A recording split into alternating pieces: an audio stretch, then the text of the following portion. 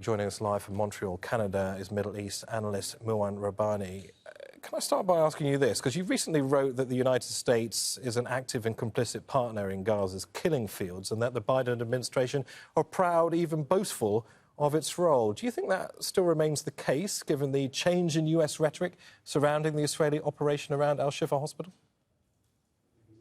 I think that's certainly the case. I mean, we only have to look at what American officials were saying yesterday when Israeli forces were on the verge of invading the Al-Shifa hospital compound.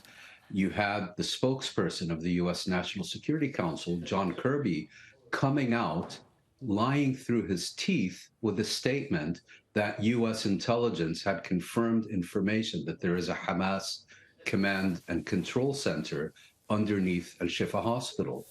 This wasn't bad intelligence. He knew he was deliberately providing falsehoods to the media in order to justify and support an Israeli invasion of a Palestinian hospital. So I see no reason to revise my assessment in any way.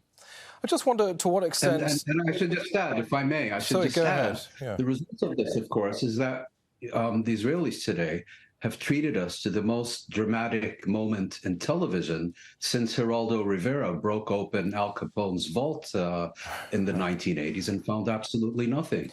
Yeah, I just wonder how dramatic the Israeli military, the Israeli government needs things to get for them to be able to declare at least a strategic win. What does success look like for them, do you think? I don't think they have an idea of what victory looks like. I think the one thing that the entire Israeli leadership appears to be united about is that there needs to be an orgy of revenge, that they need to achieve a Palestinian body count, which is many times higher than was the Israeli body count on October 7th. And I should add, a very typical Israeli warfare maneuver. So, whether they manage to eradicate Hamas, overthrow its government, these are all things they would like to do. I think both the Israelis and the Americans recognize that it's beyond the capacity of Israeli ground forces. So what do? You make the Gaza Strip unfit for human habitation. You destroy civilian infrastructure.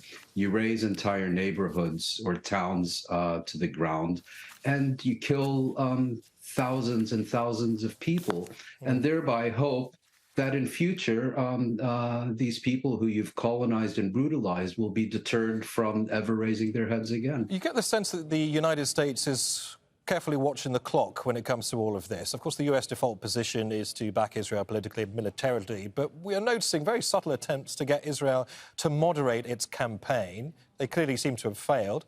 How long can the US let this unbridled violence continue? Well, I don't think that the United States yesterday giving Israel a green light to invade Al-Shifa hospital suggests that the U.S. is pressing Israel to moderate its campaign. I will, however, say this, and it is speculative, but as you know, the United States has been negotiating through Qatar to examine the prospects of a prisoner exchange through which civilians and dual nationals and American citizens would be released by Hamas and others holding them in the Gaza Strip. Israel has thus far rejected this proposal. It may well have been the case that the Americans told the Israelis, we will greenlight your invasion of Al-Shifa hospital, and if you don't find anything, we then expect you to sign on to this prisoner exchange deal and let it go through. Again, it's speculative, but that may well be the case.